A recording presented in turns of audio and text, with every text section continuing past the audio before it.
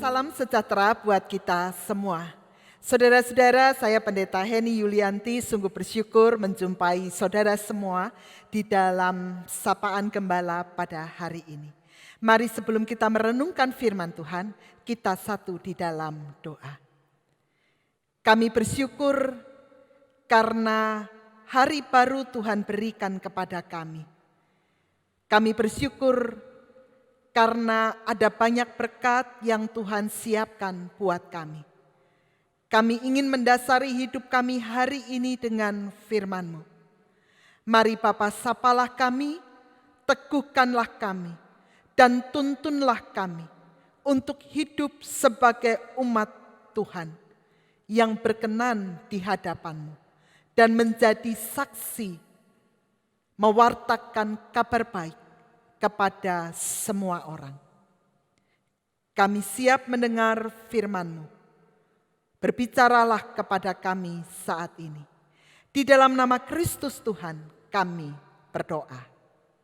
Amin. Saudara-saudara yang dikasihi Tuhan Yesus Kristus, lagu sekolah minggu ini tentu tidak asing bagi kita. Ibu jari telunjuk, jari tengah yang panjang, jari manis tempat cincin, jari kelingking ku sayang. Mari hitung 1, 2, 3, 4 dan 5. Lipat tangan, tutup mata, mari kita berdoa. Saudara-saudara, ketika kita menyanyikan lagu sekolah minggu ini, masing-masing jari kita tunjukkan, kita sebut namanya. Dan ketika kita menunjukkan jari kita dan menyebut nama masing-masing jari kita, saudara-saudara, tentu kita mengingat fungsi dari masing-masing jari yang kita sebut.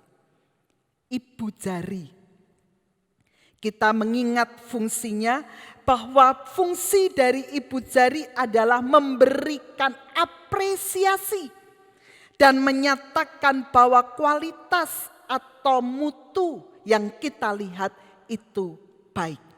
Karena itu seringkali kita mengatakan, oke, ibu jari yang kita tunjukkan.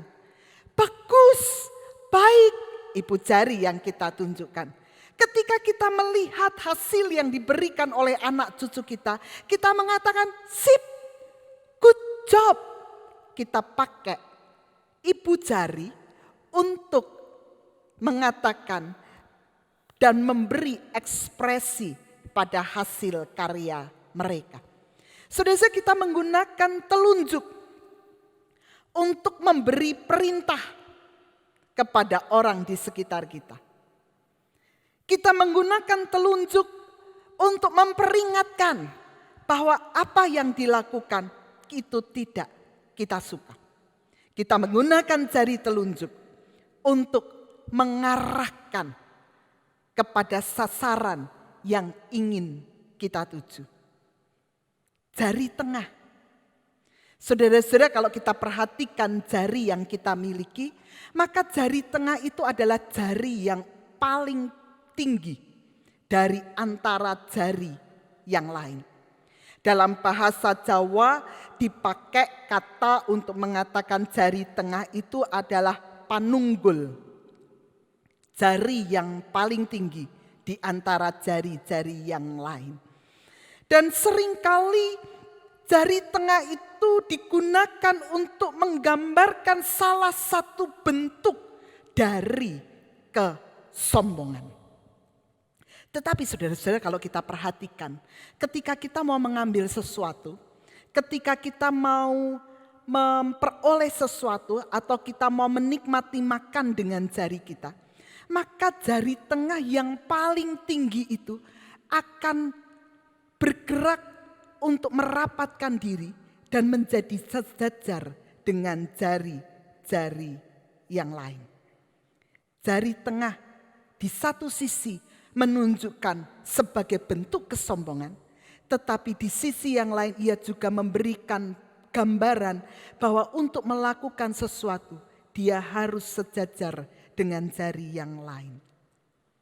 Jari manis yang seringkali menjadi tempat cincin, ketika menikah orang menyematkan cincin pernikahannya di jari manis, mau menggambarkan bahwa ada sebuah relasi, hubungan yang harmonis yang tercipta dengan sesamanya. Dan jari kelingking yang orang seringkali katakan fungsinya mau menggambarkan soal yang paling lemah, yang paling penurut. Tetapi jari kelingking ini juga menggambarkan pemaaf dan membangun kebaikan.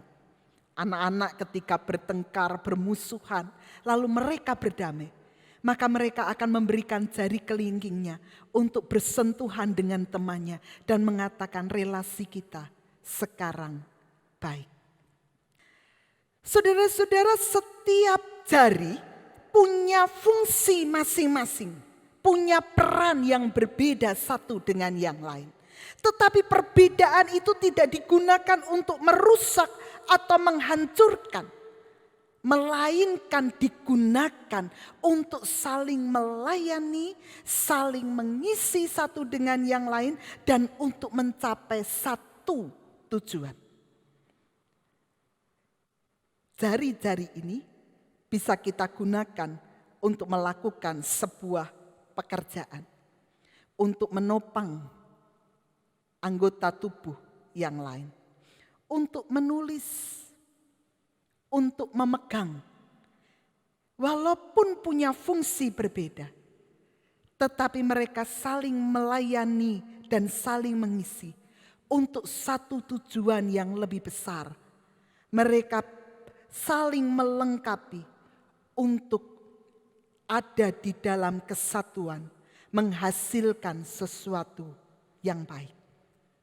Nah, saudara-saudara, ini juga yang dibicarakan oleh Rasul Paulus di dalam 1 Korintus pasal 12 ayat yang ke-27. 1 Korintus pasal 12 ayat yang ke-27 mengatakan kamu adalah tubuh Kristus.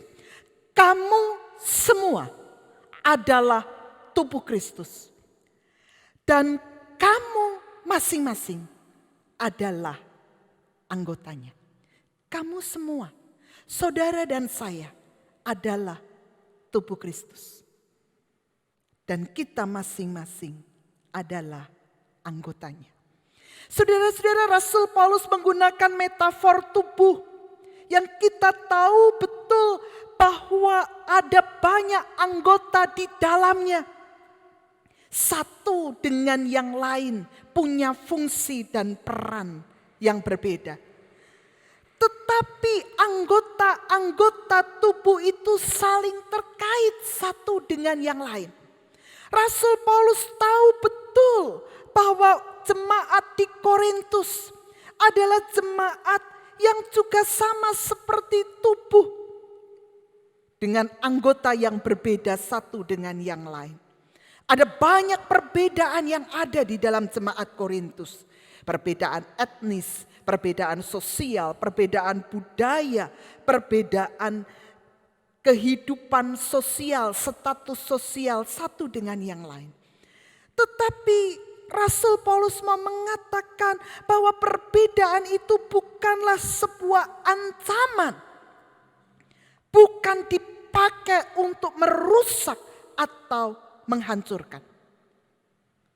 Perbedaan itu dipakai untuk membangun kesatuan. Perbedaan yang ada dipakai untuk membangun kesatuan, sehingga tubuh Kristus itu menjadi sempurna. Mengapa? Karena jemaat Tuhan adalah sebuah persekutuan. bukan hanya sebuah organisasi. Gereja adalah sebuah persekutuan di mana di dalamnya membangun satu dengan yang lain kedekatan, keramahan, persahabatan yang sangat indah. Persekutuan itu adalah persekutuan yang hidup. Ada perjumpaan, ada persahabatan, ada keramahan satu dengan yang lain. Ada kedekatan dan keakraban yang luar biasa.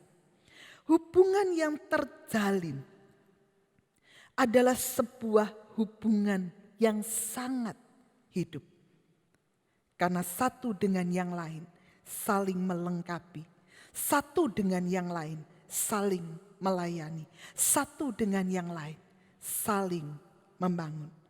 Karena itu saudara-saudara, jika kita menyadari bahwa kita ini adalah tubuh Kristus, maka kita dipanggil untuk bertumbuh bersama. Perbedaan yang ada dipakai untuk membangun kesatuan.